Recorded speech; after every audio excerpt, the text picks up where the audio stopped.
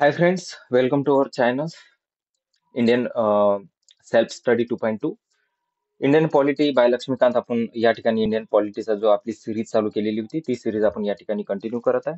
यामध्ये आज आपण बघत आहे सॅलियंट फीचर ऑफ द कॉन्स्टिट्यूशन, की कॉन्स्टिट्यूशनचे कोणते फीचर्स आहे की ज्यामुळे आपलं कॉन्स्टिट्यूशन इतकं वैशिष्ट्यपूर्ण झालेलं आहे. बघा, यामध्ये आपल्याला बेसिकली यामध्ये आपल्याला आपल्या कॉन्स्टिट्यूशनचे वैशिष्ट्यच बघावं लागणार आहे, की आपल्या कॉन्स्टिट्यूशनचे काय वैशिष्ट्य आहे. एक तर थोडं आपल्याला समजलं पाहिजे. बघा, भारतीय संविधान हे स्वतःमध्येच खूप विस्तृत आहे, कारण आपल्या संविधानामध्ये आपण वेगवेगळ्या कंट्रीज कडून है ना, डिफरंट डिफरंट कंट्रीज कडून आपण खूप साऱ्या गोष्टी अडॉप्ट केलेल्या आहे, ज्यामध्ये तुमचं इंग्लंड असन, USA असन, ऑस्ट्रेलिया असन, यासारख्या आणखी काही कंट्रीज, आणि खूप विस्तृत असं कॉन्स्टिट्यूशन आहे. या कॉन्स्टिट्यूशन मध्ये बऱ्याच वेळा बदलाव झालाय. फॉर एक्झाम्पल, 1976 मध्ये जे 42nd कॉन्स्टिट्यूशन 42 कॉन्स्टिट्यूशन अमेंडमेंट झाली. या कॉन्स्टिट्यूशन अमेंडमेंटला मिनी कॉन्स्टिट्यूशन असं म्हटलं जाते, कारण का मोठ्या प्रमाणात अमेंडमेंट या कॉन्स्टिट्यूशनना आपल्या संविधानामध्ये करण्यात आली. बट आपल्याला माहित आहे की 1973 मध्ये जे केशवानंद भारती केस होऊन गेलं, त्या केशवानंद भारती केसमध्ये एक डॉक्ट्रीन सुप्रीम कोर्टाने दिली. ती डॉक्ट्रीन काय आहे? आपलं बेसिक स्ट्रक्चर थिअरी. मग हे बेसिक स्ट्रक्चर थिअरी काय? तर बेसिक स्ट्रक्चर थिअरी मीन्स की संविधानाच्या याच्यामध्ये आर्टिकल 368च्या अंतर्गत बदलाव करण्याचा, अमेंडमेंट करण्याचा अधिकार कुणाला आहे? पार्लियामेंटला आहे. पार्लमेंटला आहे. बट पार्लमेंट काय नाही करू शकत? पार्लियामेंट पार्लमेंट काय नाही करू शकत? पार्लमेंट बेसिक स्ट्रक्चर बेसिक स्ट्रक्चरचं व्हायलेशन नाही करू शकत. बेसिक स्ट्रक्चरचं व्हायलेशन नाही करू शकत. का नाही करू शकत? कारण या डॉक्ट्रिनच्या अंतर्गत, कारण बेसिक स्ट्रक्चर किंवा संविधानामध्ये चेंज करण्याचा जो राईट आहे, हा राईट कोणाला होता? हा राईट होता कॉन्स्टिट्यूशन असेंब्लीले. आता कॉन्स्टिट्यूशन असेंब्ली तर 1949 मध्ये डिझॉल्व्ह झाली. 1949 मध्ये डिझॉल्व्ह झाली. देन मग आता काय पार्लमेंटली एवढे पॉवर आहे की पार्लमेंट याच्यामध्ये दुरुस्ती करू शकाल? तर बिलकुल नाही. त्याच्यासाठीच हे बेसिक स्ट्रक्चर ऑफ कॉन्स्टिट्यूशन ही डॉक्ट्रिन सुप्रीम कोर्टानं 1973 Kesavananda Bharati versus Kesavananda Bharati versus state of Kerala या आपल्या जजमेंटमध्ये दिल्याचं आपल्याला दिसून येते. मग काय वैशिष्ट्य आहे का एवढं लेंदीएस्ट? आपलं पहिलाच पॉइंट आहे की लेंदीएस्ट रिटर्न कॉन्स्टिट्यूशन म्हणजे जगातील मोठं मोठं किंवा मोठे लिखित लिखित कॉन्स्टिट्यूशन कॉन्स्टिट्यूशन एक तर जेव्हा कॉन्स्टिट्यूशन आपलं लागू झालं त्यावेळेस संविधानामध्ये 395 आर्टिकल, 22 पार्ट्स मध्ये डिवायडेड केलेले होते आणि 8 शेड्यूल होत्या. इतकं विस्तृत आपल्या देशाचं कॉन्स्टिट्यूशन असल्याचं आपल्याला दिसून येते. मग हे असण्याचं काय कारण होते?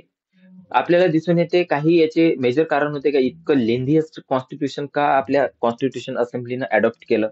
का स्वीकारलं आपण इतकं? का बनवलं इतकं लेंथीएस्ट? त्याच्यामागे काय कारण? जसं जिओग्राफिकल फॅक्टर. भारताचा आकार खूप मोठा होता, एक जिओग्राफिकल फॅक्टर. दुसरं दुसरं कारण आपल्याला दिसते historical factor. Historical factor historical factor आहे. जसं आपल्या देशामध्ये आपल्या देशाचं जे कॉन्स्टिट्यूशन आहे याच्यावर मोठा भाग, कॉन्स्टिट्यूशनचा मोठा भाग आपण 1935च्या ऍक्ट मधून काय केलेला आहे? घेतलेला आहे. मग त्यामुळं खूप साऱ्या ज्या म्हणजे आर्टिकल, खूप साऱ्या ज्या तरतुदी आहे आपण त्याच्यामधून घेतलेल्या असल्या कारणानं हे काय झालेलं आहे? स्वतःच एक मोठं कॉन्स्टिट्यूशन झाल्याचं आपल्याला दिसून येते. त्याच्यानंतर थर्ड नंबरवर जर आपण पाहतो सिंगल कॉन्स्टिट्यूशन. Single constitution. आता सिंगल कॉन्स्टिट्यूशनचा काय मिनिंग येते? जसं तुम्ही जर USA मध्ये बघितलं तर या ठिकाणी सेंटरचं वेगळं कॉन्स्टिट्यूशन आहे आणि स्टेटचे सुद्धा स्वतःची कॉन्स्टिट्यूशन आहे. तर या कारणानं त्यांचं कॉन्स्टिट्यूशन लहान असणं हे जनरल गोष्ट आहे. बट आपल्या इथे एक सिंगल कॉन्स्टिट्यूशन आहे होल कंट्रीसाठी. त्या कारणानं आपण काय म्हणू शकतो, काय हे कॉन्स्टिट्यूशन त्या कारणानं मोठं झालं. डॉमिनन्स ऑफ लिगल ल्युमिनरीज, जे ज्या वेळेस कॉन्स्टिट्यूशन म्हणजे आपली जी कॉन्स्टिट्यूशन असेंब्ली होती, या कॉन्स्टिट्यूशन असेंब्लीमध्ये लिगल जे ल्युमिनरीज आहे म्हणजे लिगल क्षेत्राशी रिलेटेड जे लोक आहे जे नेते आहे हे जास्त होते. त्या कारणाने त्यांनी प्रत्येक गोष्ट विस्तृत आणि व्यवस्थितपणे टाकणं त्यांना सोयीस्कर वाटलं, तर त्यांनी ते तसं केलं. दुसरा मुद्दा आहे आपला या ठिकाणी दिलेला आहे की drawn from various sources.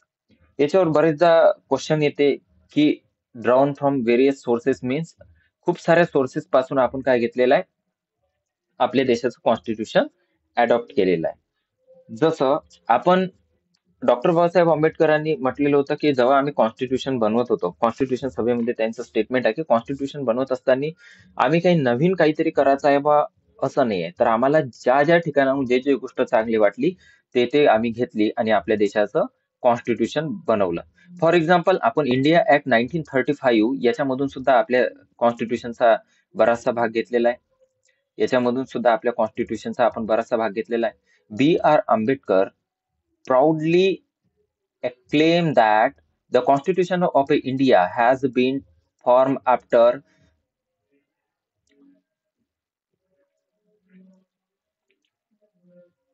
ransacking all the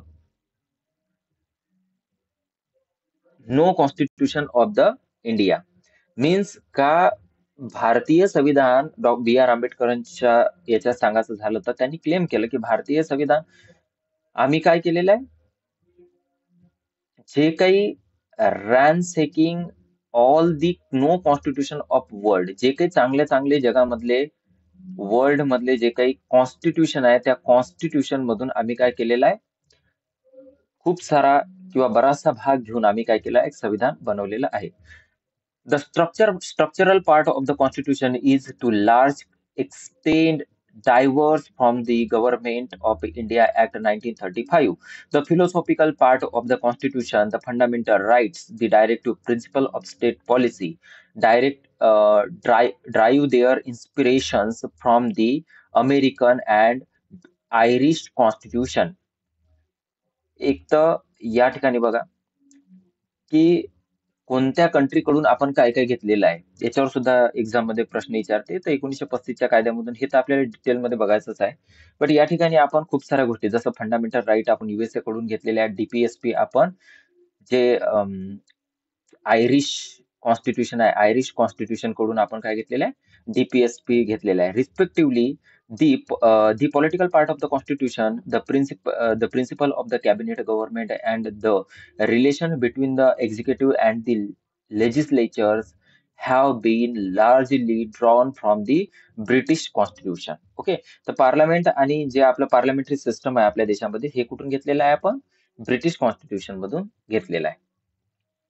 तर अशा प्रकारे आपल्याला दिसून येते की आपण आपल्या देशामध्ये खूप सारा भाग आपण बऱ्याचशा ठिकाणून घेतला आहे. जसं USSR कडून सुद्धा आपण घेतलेला आहे, ऑस्ट्रेलिया कडून घेतलेला आहे, कॅनडा कडून घेतलेला आहे, जर्मनी कडून घेतलेला आहे, फ्रान्स कडून घेतलेला आहे, South Africa, then Japan and सगळ्या या कंट्री कडून आपण घेतलेला आहे.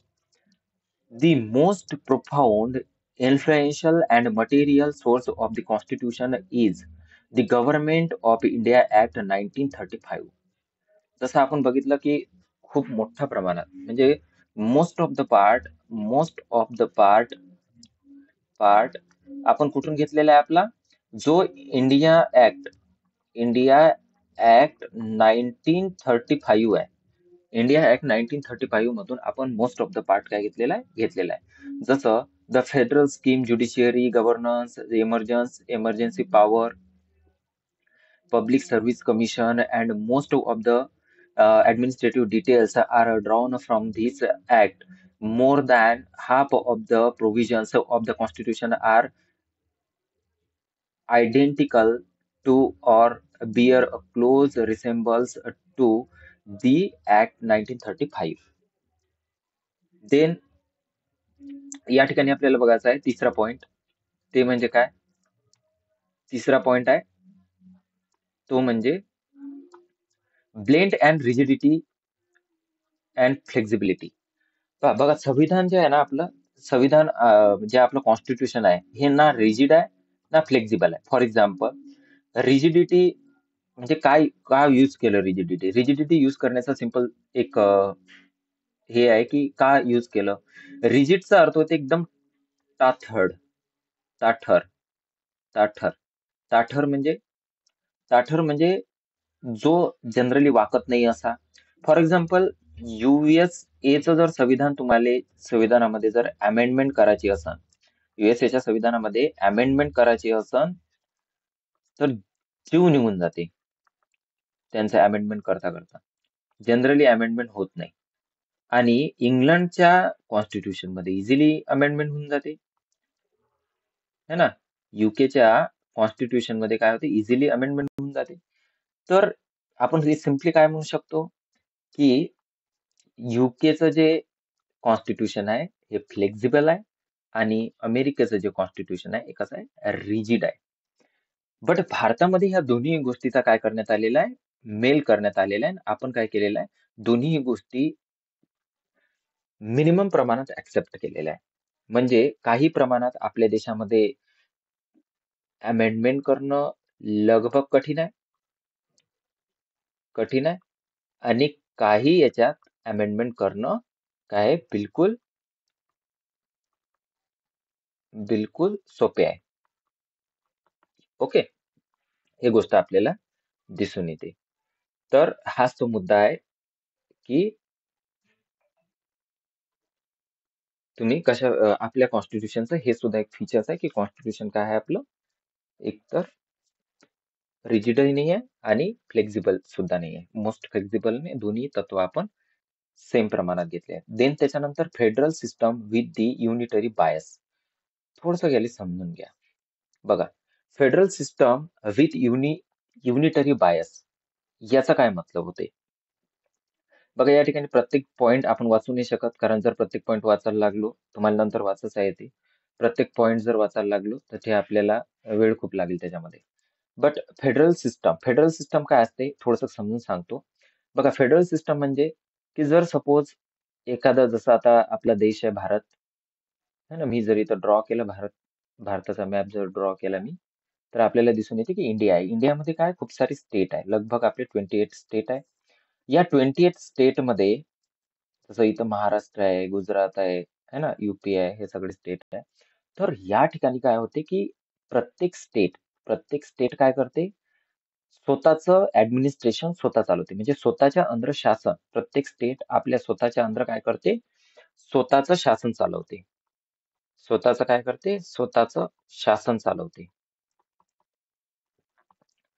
पण जर आपण या सगळ्या स्टेटवर कोणाचं शासन असते, युनियन गव्हर्नमेंटचं, ज्याला आपण सेंट्रल गव्हर्नमेंट सुद्धा म्हणतो, गव्हर्नमेंटचं काय असते, शासन असते. या सिस्टमला, आणि हे दोन्हीही बाय अंडरस्टँडिंग आपलं वर्क करत असते. दोघांचेही फील्ड वेगवेगळे, दोघांचेही लॉज बनवण्याचे सब्जेक्ट वेगवेगळे आहे. यालाच काय म्हटलं जाते, दोघांचे पॉवर वेगवेगळे, यालाच फेडरल सिस्टम असं म्हटलं जाते. युएसए मध्ये सुद्धा काय फेडरल सिस्टमच आहे. तिकडूनच आपण ही फेडरल सिस्टमची कन्सेप्ट घेतलेली आहे. बघा, युनिटरी बायस म्हणजे काय, युनिटरी बायस म्हणजे जरी आपण फेडरल सिस्टम स्वीकारलं असलं तरी हे काय होते, काही सिच्युएशन मध्ये हे अशा काही, जसं एमर्जन्सीची सिच्युएशन आहे, एमर्जन्सी जे एमर्जन्सीची सिच्युएशन आहे, अशा सिच्युएशन मध्ये काय होते, हे सेंटरकडे सेंटरकडे काय होते, बायस होते. म्हणजे सेंटरकडे आपला झोक दाखवते. म्हणजे पूर्ण सत्ता सेंटरच्या हातात काय होत जाते, केंद्रित होत जाते. म्हणून या ठिकाणी म्हटलेलं आहे बघा, खालचं जर तुम्ही वाचाल तर युनियन ऑफ स्टेट. बघा, आपल्या कॉन्स्टिट्यूशनचं थोडस हे सुद्धा आहे की कॉन्स्टिट्यूशन मध्ये ऍज इट इज काही गोष्टी वापरलेल्या नाही आहे. जसं फॉर एक्झाम्पल, अमेरिकेच्या जर कॉन्स्टिट्यूशन मध्ये तुम्ही पाहिलं तर त्या ठिकाणी काय दिसते तुम्हाला, जे वर्ड आहे फेडरेशन ऑफ अमेरिका असं दिसते. बट आपण फेडरेशन ऑफ अमेरिका वर्ड नाही घेतलेला आहे, आपण काय घेतलंय, union of state.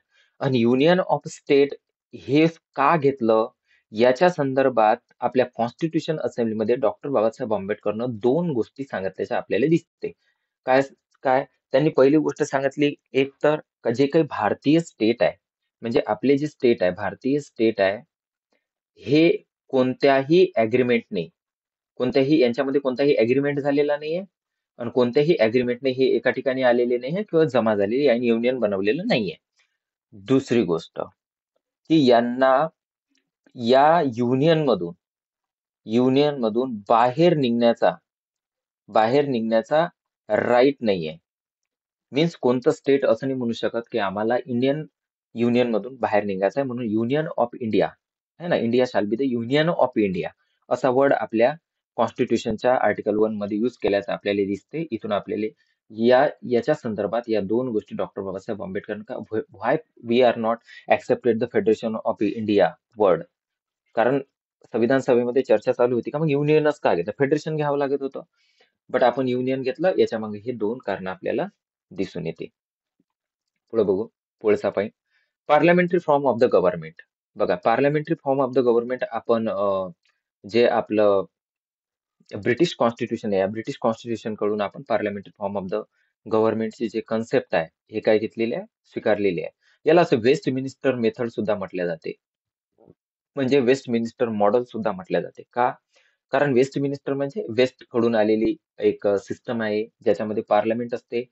Parliamentary form of the government म्हणजे काय का आपल्या इथं जे काही नेते काम करते ते सगळे पार्लमेंटले रिस्पॉन्सिबल असते है ना. आणि पार्लमेंट मधूनच काय केलं जाते, एक्झिक्युटिव्ह निवडल्या जाते, म्हणजे मंत्री वगैरे सगळे कुठून निवडून दिले जाते, पार्लमेंटमध्ये. पार्लमेंटच आपल्या इथं जनरली शासन आहे, पार्लमेंटचे लॉ बनन because of rule of law आहे आपल्या इथं. तर अशा प्रकारे आपल्याला दिसून येते का पार्लमेंटचं आपल्या इथं हे आता पार्लमेंटरी सिस्टम आपण ब्रिटिशांकडून घेतलेला आहे, ज्याला वेस्ट मिनिस्टर मॉडेल सुद्धा म्हटले जाते. जर याचे फीचर्स बघायचे झाले का काय काय फीचर्स आहे, जसं पहिले फीचर्स काय आहे, presence of nominal and real executive. For example parliamentary सिस्टमचे हे काही फीचर्स असते. जसं पार्लमेंटरी सिस्टम मध्ये काय असते का एक नॉमिनल असते. फॉर एक्झाम्पल आपल्या इथं प्रेसिडेंट, प्रेसिडेंट म्हणजे राष्ट्रपती, प्रेसिडेंट हा काय असते, नॉमिनल असते, रिअल पॉवर याच्यापाशी नसते. आणि दुसरा आहे executive, real nominal and real executive कोण आपले पीएम है ना. तर पीएम काय असते, प्राईम मिनिस्टर काय असते, रिअल एक्झिक्युटिव्ह असते. हे आहे एक. मेजॉरिटी पार्टी, ज्याही पार्टीला पार्लमेंटमध्ये मेजॉरिटी भेटते त्या पार्टीचं शासन असते, त्याचा पीएम बनते. हे collective responsibility of the executive to the legislature. जे काही एक्झिक्युटिव्ह असते, कोणत्याही नेत्याने कोणताही निर्णय घेतला त्याच्यासाठी तो फक्त नेता जबाबदार नसते, तर पुरेच्या पुरी एक्झिक्युटिव्ह बॉडी रिस्पॉन्सिबल असते कशाला, लेजिस्लेटिव्हले. हे हे सुद्धा एक याचं वैशिष्ट्य आहे. Leadership of the prime minister or the chief minister. याच्यामध्ये काय असते का प्राईम मिनिस्टरची आणि चीफ मिनिस्टरची काय असते, लिडरशिप असते. Second, dissolution of lower house. जे लोअर हाऊस असते, फॉर एक्झाम्पल आपल्या इथे एक लोकसभा आहे, लोकसभा हे लोअर हाऊस आहे, आणि राज्यसभा हे सिनियर हाऊस आहे. तर हे लोअर हाऊस आहे, तर लोअर पार्लमेंटरी सिस्टम मध्ये लोअर हाऊस काय होत असते, डिझॉल्व्ह होत असते आफ्टर अ लिमिटेड पिरियड. आणि हे जे असते हे काय असते, हे डिझॉल्व्ह होत नसते, हे परमनंट हाऊस असते. ओके, तर ही एक फीचर्स आपल्या कॉन्स्टिट्यूशन आहे. सेकंड पॉइंट आहे synthesise of parliamentary sovereignty and judicial supremacy. जे पार्लमेंटरी सोव्हर्निटी आहे आणि ज्युडिशियल सुप्रीमसी आहे. पार्लमेंटरी सोव्हर्निटी म्हणजे की पार्लमेंटही स्वतंत्र काम करता आलं पाहिजे, पार्लमेंटरले पार्लमेंटलाही स्वतंत्र काम करता आलं पाहिजे, आणि ज्युडिशियरीला सुद्धा काय करता आलं पाहिजे, आपली सुप्रीमसी घेऊन आपलं ज्युडिशियल वर्क करता आलं पाहिजे. असं सिस्टम आपल्या इथं आपण काय केलेलं आहे, बनवलेलं आहे, सिंथेसाइज केलेलं आहे आपल्या कॉन्स्टिट्यूशन. तर हे सुद्धा काय आपल्या कॉन्स्टिट्यूशनचे वैशिष्ट्य आहे. The doctrine of the sovereignty of the parliament is associated with the British Parliament. while the principle of judicial supremacy with that the American supremacy Supreme Court. जे पार्लमेंटरी सोव्हर्निटीची कन्सेप्ट आहे आपण ब्रिटनकडून घेतलेली आहे, ब्रिटिश पार्लमेंटकडून. आणि जे ज्युडिशियल सुप्रिमसीची जे concept आहे ते आपण कुणीकडून घेतलेले आहे, अमेरिकन युएसएच्या कॉन्स्टिट्यूशन कडून आपण ते ऍक्सेप्ट केलेले. Just as the Indian parliamentary system differ from the British system, the scope of judicial review power of the Supreme Court in India is narrow than that of what exists in US. This is because the American Constitution provides the due process of law against that the process established by law contain the Indian constitution article 21. हे दोन्ही concept due process of law and procedure establish by law, या दोन्ही concept आपण समजून घेणार आहे. फक्त या ठिकाणी एवढं लक्षात ठेवा की ड्यू प्रोसेस ऑफ लॉ म्हणजे ज्या ज्या प्रकारे लॉची गरज आहे तशा प्रकारची प्रोसेस करून लॉ बनवणं, आणि प्रोसिजर इस्टॅब्लिश बाय लॉ हे ब्रिटनकडून घेतलेलं तत्व आहे. मीन्स का जेही लॉ आहे त्या प्रोसेसनं वर्क करणं. ओके, तर अशा प्रकारे हे या ठिकाणी आपल्याला दिसून येते. पुढचं फीचर बघू काय आहे तर integrated and independent judiciary. Integrated means एकात्मक ज्युडिशियरी. आपल्या इथे एकात्मक ज्युडिशियरीची कन्सेप्ट आपल्याला दिसून येते. इंटिग्रेटेड मीन्स एकात्मक, आणि इंडिपेंडन्स म्हणजे स्वतंत्र. ज्युडिशियरी आपलं वर्क स्वतंत्रपणे करते. जर आपण पाहिलं तर ज्युडिशियरीची एक साखळी आहे. फॉर एक्झाम्पल आपल्या एक सुप्रीम कोर्ट, त्याच्या खाली हायकोर्ट, त्याच्या खाली डिस्ट्रिक्ट कोर्ट. जर आपण सेंट्रल लेवलवर युनियन लेवलवर बघितलं तर आपले सुप्रीम कोर्ट दिसते.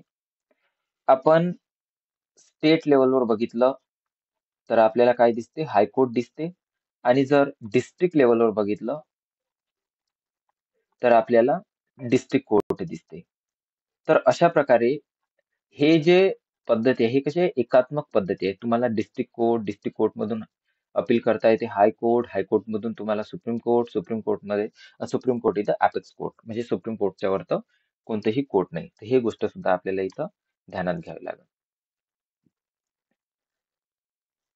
आणि इंडिपेंडन्स वर्क का करू शकते?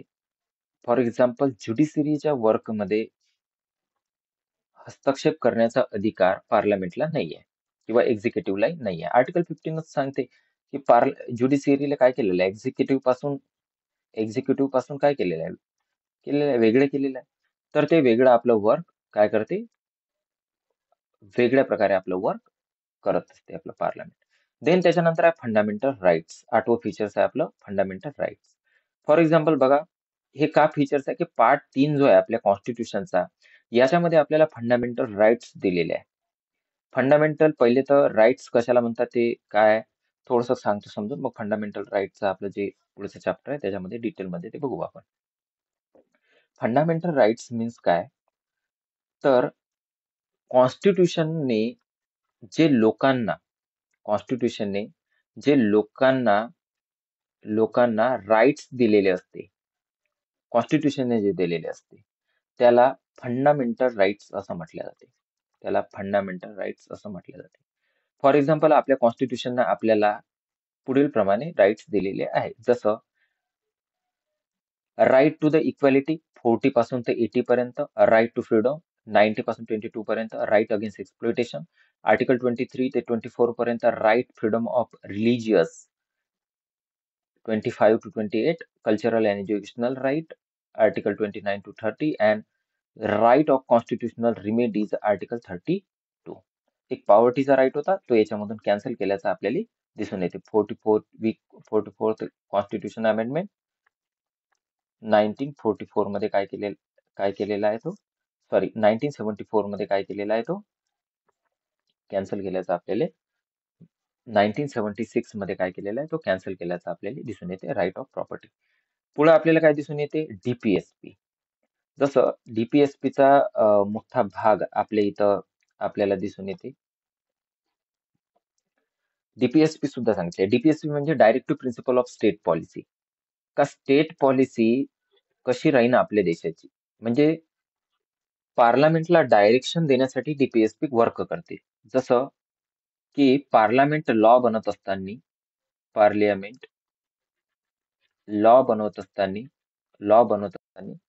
कोणत्या गोष्टींचा विचार केला पाहिजे, गोष्टींचा विचार केला पाहिजे. पार्लमेंटने लॉ बनवत असताना कोणत्या गोष्टीचा विचार केला पाहिजे, कोणत्या गोष्टींवर काय केले पाहिजे, लॉ बनवले पाहिजे, याच्यासाठी आपल्या संविधानाच्या भाग 4 मध्ये म्हणजे फोर मध्ये काय केलेलं आहे, पार्ट 4 मध्ये डीपीएसपी बद्दलची माहिती दिलेली आहे. Directive principle of state policy बद्दलची माहिती दिलेली आहे. याचं डिटेल बघू पुढच्या याच्यामध्ये, पण हे सुद्धा काय आहे, एक वैशिष्ट्य आपल्या कॉन्स्टिट्यूशनचं आहे. त्याच्यानंतर आहे fundamental duties. Fundamental duties means बघा, पहिले तर फंडामेंटल ड्युटीज आपल्या कॉन्स्टिट्यूशन मध्ये होते नाही, बट जसं इमर्जन्सी लागली 1975 मध्ये, त्या इमर्जन्सीच्या काळामध्ये ज्या काही गोष्टी घडल्या त्या गोष्टीचा अनुभव घेऊन 42वी घटना दुरुस्ती म्हणजे 42वी कॉन्स्टिट्युशनल अमेंडमेंट 1976 मध्ये काय करण्यात आलंय, आपल्या या आपल्या इथं काय करण्यात आले, फंडामेंटल ड्युटीज स्वीकारलेल्या आहे.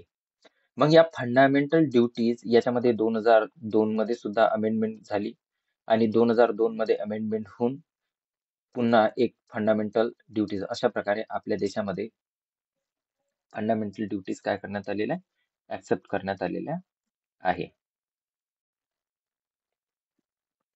आणि या फंडामेंटल ड्युटीज साठी पार्ट 4A आणि आर्टिकल 51A टाकून काय करण्यात आलेलं आहे, अशा प्रकारे 11 फंडामेंटल ड्युटीज आपण आतापर्यंत स्वीकारलेल्या आहे, आपल्या देशामध्ये आहे. पहिले 10 होत्या. 2002च्या कॉन्स्टिट्युशनल अमेंडमेंटनं आपण 11 नंबरची स्वीकारलेली आहे. देन त्याच्यानंतर पुढे सांगायचं झालं तर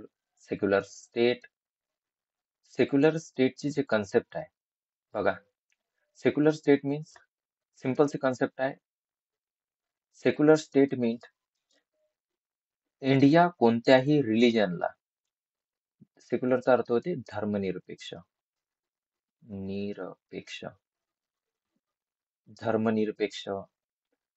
पंथनिरपेक्ष. तर धर्मनिरपेक्ष म्हणजे काय, काय इंडिया कोणत्याही धर्माला एक तर प्रमोट करणार नाही, पंथाला प्रमोट करणार नाही, है ना, प्रमोट करणार नाही. म्हणजे गव्हर्नमेंट सरकार आपलं आपल्या देशाचा एक तर कोणता धर्म नाही आणि आपला देश कोणा धर्माला काय करणार नाही, प्रमोट करणार नाही. उलट जनतेला पूर्ण स्वातंत्र्य दिले राहील, जनतेला पूर्ण स्वातंत्र्य दिलं जाईल का जनतेला जर वाटत असेल की तिला एखादा धर्म ऍक्सेप्ट करणं, प्रपोज करणं, त्याचा प्रचार करणे, ह्या सगळे राईट्स, हे सर्वच्या सर्व राईट्स आपल्याला दिलेले असत. हे आपण फंडामेंटल राईट्स मध्ये आणखी डिटेल मध्ये बघणार आहोत. त्याच्यानंतर आहे universal adult franchise. Universal adult franchise means भारतामध्ये जोही व्यक्ती 18 वर्षाचा होतो, त्या प्रत्येक ऍडल्ट व्यक्तीला किंवा जोही व्यक्ती 18 वर्षाचा होतो त्या प्रत्येक भारतीय सिटीजनला काय दिलेला आहे, राईट आहे का, तो वोटिंग करू शकते आणि निवडणुकीच्या प्रोसेसमध्ये, इलेक्शनच्या प्रोसेसमध्ये काय करू शकते, इलेक्शनच्या प्रोसेसमध्ये पार्टिसिपेशन करू शकते. तर इलेक्शनच्या प्रोसेसमध्ये काय करू शकते, तो पार्टिसिपेशन करू शकते. हे पूर्ण राईट आहे. बघा, सुरुवातीला जे हे एज होतं हे 21 होतं, बट सुरुवातीला 21 होतं. 1988 मध्ये जे 61st कॉन्स्टिट्युशनल अमेंडमेंट झाली, या 61st कॉन्स्टिट्युशनल अमेंडमेंट 1988 नुसार पहिले सुरुवातीला 21 होतं, 21 वरून किती करण्यात आलं, 18 करण्यात आलं. ओके, हे एजचा क्रायटेरिया चेंज करण्यात आला. देन पुढे आहे सिंगल सिटिझनशिप. काय आहे सिंगल सिटिझनशिप मीन्स? याला थोडस बघू. सिंगल सिटिझनशिपचा जर विचार केला तर आपल्याला दिसून येते की भारतामध्ये जसं युएसएचा जर विचार केला, युएसए आपल्याही देशात फेडरल सिस्टम आहे, युएसए मध्ये सुद्धा फेडरल सिस्टम आहे. बट युएसए मध्ये प्रत्येक स्टेटच्या नागरिकाला सुद्धा सिटिझनशिप त्या राज्याची घ्यावी लागते. देन त्याच्यानंतर मग सेंटरची घ्यावी लागते, सेंटरची सुद्धा सिटिझनशिप घ्यावी लागते. बट इंडियामध्ये तसं नाही. आपल्या इथं ज्याच्याकडे कंट्रीचे एकच नागरिकत्व आपण स्वीकारलेलं आहे, सिंगल सिटिझनशिप. म्हणजे जर आपल्याकडे आपल्याकडे आपल्या देशाचं एकच नागरिकत्व आहे, एकच देशाचे नागरिक आहे, आपण इंडियाचे नागरिक आहे, we are the citizen of India. तर आपल्याकडे जो इंडियाचा सिटिझन असन तो इंडियाचा सिटिझन आहे. अमेरिकेसारखं नाही की प्रत्येक महाराष्ट्राचा सिटिझन, गुजरातचा सिटिझन, बिहारचा, उत्तर प्रदेशचा सिटिझन असं नाहीये. तर आपल्या इथं काय स्वीकारली कन्सेप्ट आपण? सिंगल सिटिझनशिप, जे आपण कुठून घेतलेले आहे? च्या कॉन्स्टिट्यूशन कडून, ब्रिटिश कॉन्स्टिट्यूशन कडून आपण सिंगल सिटिझनशिपची कन्सेप्ट घेतलेली आहे. Then independence bodies. Independence bodies means जसं फॉर एक्झाम्पल तुमचं इलेक्शन कमिशन झालं, कंट्रोलर आणि ऑडिटर जनरल झालं, controller CAG, then public service commission झालं, है ना, युनियन पब्लिक सर्व्हिस कमिशन झालं. ह्या सगळ्या गोष्टी ज्या म्हणजे हे आहे, या ज्या स्वतंत्र बॉडी आहे ज्या काही काम करते, तर या बॉडीचं म्हणजे इंडिपेंडन्स बॉडी हे कन्सेप्ट सुद्धा, हे सुद्धा वैशिष्ट्य आपल्या कॉन्स्टिट्यूशनचं आहे. 15 नंबर म्हणजेच इमर्जन्सी प्रोव्हिजन. काय आहे emergency provision? Emergency provision means जर जर आपल्या देशाच्या प्रेसिडेंटला असं वाटलं की आपल्या देशाचं जे कारभार आहे, आपल्या देशाचं जे काही ऍडमिनिस्ट्रेशन आहे, शासन आहे,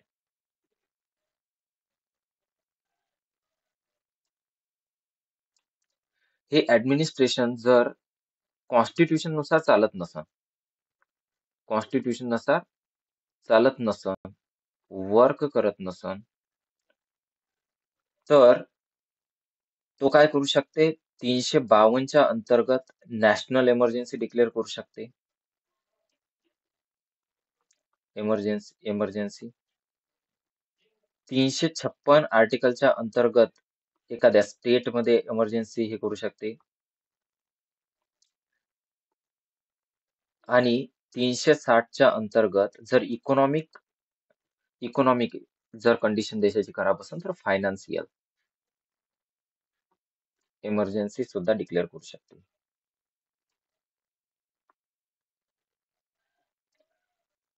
तर ह्या सगळ्या गोष्टी आपल्या इमर्जन्सी संबंधित आहे. देन पुढे आहे 3 tier गव्हर्नमेंट. 3 tier गव्हर्नमेंट हे काय? 3 tier गव्हर्नमेंटचा जर आपण विचार करायचा झाला तर 3 tier गव्हर्नमेंट मध्ये आपल्याला दिसते, आपल्या देशामध्ये 3 स्तर आपल्याला गव्हर्नमेंटची दिसते. एक युनियन, स्टेट आणि एक आहे पंचायत किंवा म्युनिसिपल कॉर्पोरेशन. तर अशा प्रकारे 1, 2 आणि 3 या 3 स्तरावर आपल्या इथे काय दिसते? फॉर एक्झाम्पल,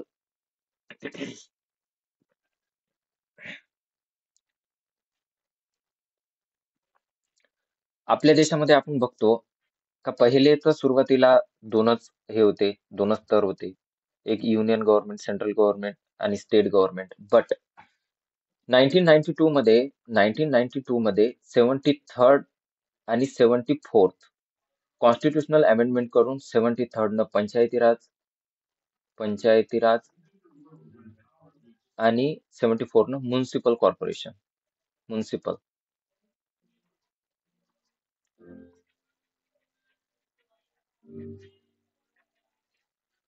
कॉर्पोरेशन, या सगळ्या गोष्टी आपण म्हणजे अशा प्रकारे 3 स्तर आपण शासनाचे केल्याचे आपल्याला दिसून येते. या 3 स्तरावर चालते. कोऑपरेटिव्ह सोसायटीज बघा, पहिले कोऑपरेटिव्ह सोसायटीजला आपल्या इथे होतं, पण 2011 मध्ये एक ऍक्ट आला, 97th constitutional amendment act of 2011 आपल्या कॉन्स्टिट्यूशन मधून पारित करण्यात आला. आणि त्याच्यानुसार कोऑपरेटिव्ह सोसायटीची काय करण्यात आली? स्थापना करण्यात आल्याचं आपल्याला दिसून येते. तर अशा प्रकारे कोऑपरेटिव्ह सोसायटी.